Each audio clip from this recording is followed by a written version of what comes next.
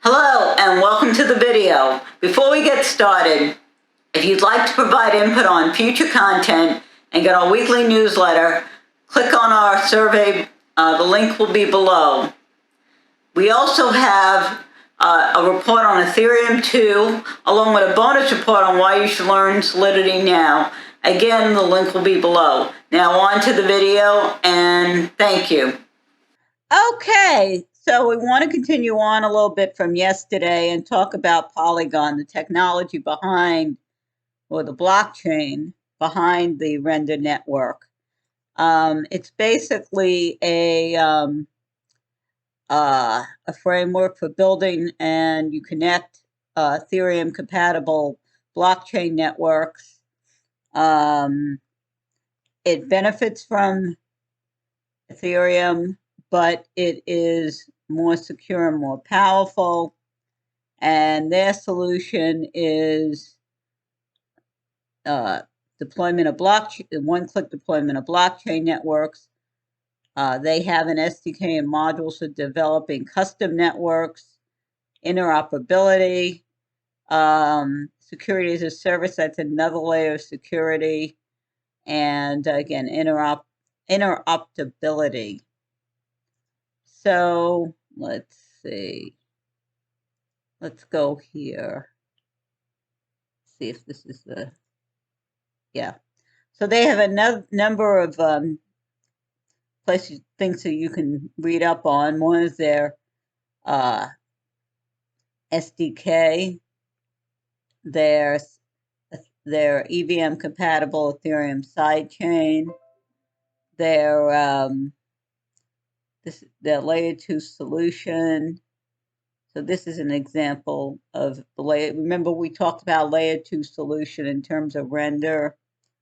So we can look at this.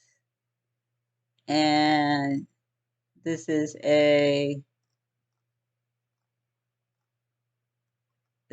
another example of the use of a layer 2 solution in Polygon.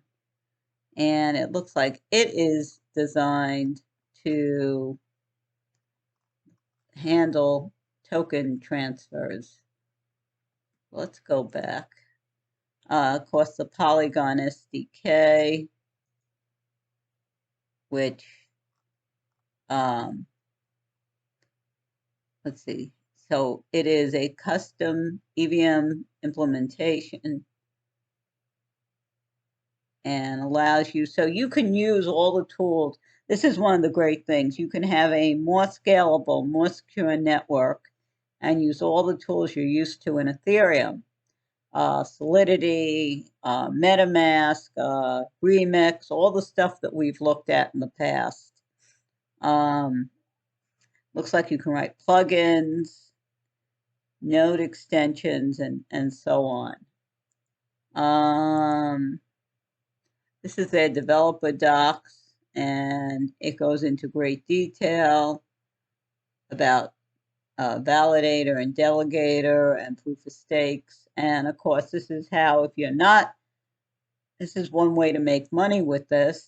Let's see, target stake, the different rewards you can make as a, let's see, validating rewards equals staking rewards plus transaction fees. But you can also be a delegator, and you can essentially delegate your Matic token to a validator and earn money that way. And this goes into great detail. The requirements. They even have a little bug bounty if you find a problem. Remember, this technology is brand new, so there are going to be bugs. I mean, whenever you're talking about the bleeding edge, there are going to be bugs. There are bugs when you're not at the bleeding edge. I mean, applications that have been around for decades still have bugs because they keep modifying them. And in some ways, if you take an application that's been around for years and they keep coming out with new versions. Who knows what mess that code base is in? But point is, if it's new, it's even less tested. And therefore, they're trying to squash the bugs. Again, we talked about how it's using tools that we're all familiar with, Remix, Truffle for your contracts, MetaMask, Web3 for your dApps, and let's see. I'm talking more about the features here. I'm trying to see what else I have. Now, this is where they go up in detail into the SDK. It has set up a, let's see, this must be for your local machine for testing and developing. So this would be a test network. They go into detail on this, and this might be something we'd want to do. Goes into different things, how to report an issue, how to manage private keys, how to the JSON to query endpoints. Again, the chain itself is written in Go, and we've seen Go and some of the little things you have to deal with in trying to compile something in Go. And somewhere in here, this is their CLI commands. I'm trying to find the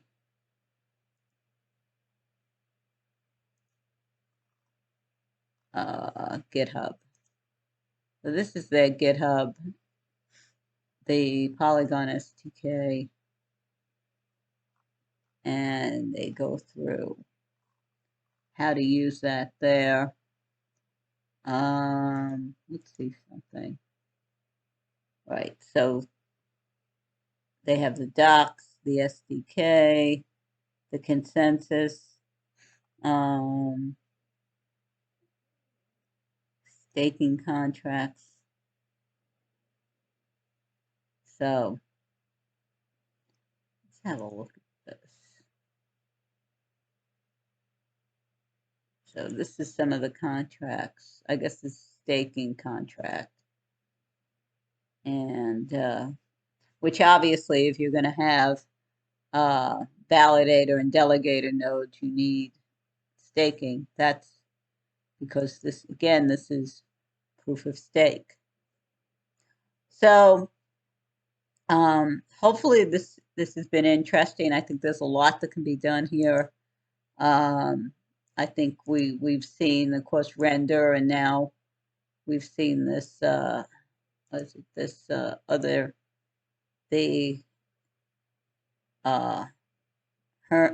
Hermes network to transfer tokens.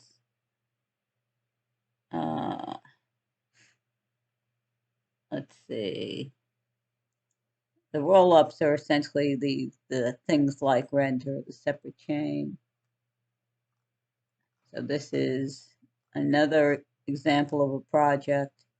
So there's a lot there that's going on, and I think we're going to see a lot from it, and maybe a lot, who knows what their token's going to be. But, as someone, if you stake, you're going to be using their tokens. So they're going to, and here's another diagram that shows the architecture. Your smart contracts, Ethereum, you got security. So you have a separate layer of security between the Ethereum layer and the execution layer. And this is all your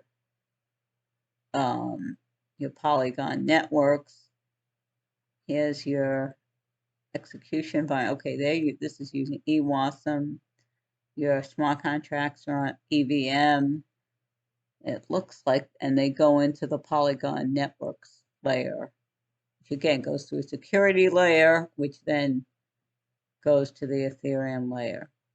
So anyway, hopefully this has been helpful, and thank you for watching, and thank you those who have filled out the survey. I just got another one in today, which is interesting, and this individual wants to see some of the blockchain, the mining on FPGAs. So that's something to keep. That could be a fun little project as well.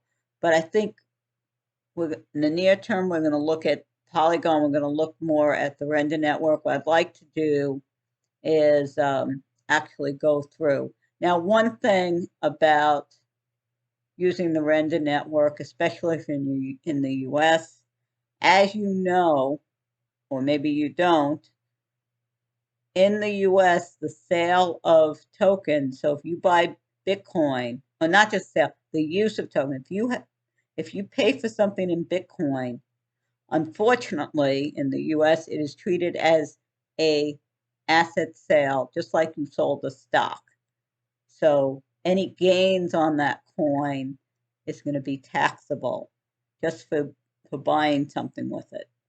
So if you're in the US, it may make more sense to use the credit system with RNDR. Not that using the Ethereum-based render tokens isn't cool. It's just then you have a tax thing to deal with. And you may not care if you're already doing a lot of trading, because you'll just throw it into your program, whichever one you use to calculate your crypto stuff to go on your tax form. But unless you want to deal with that or equipped to deal with that, I'd recommend just using the credits. So anyway, thank you for watching, and I will speak to you next time. Take care.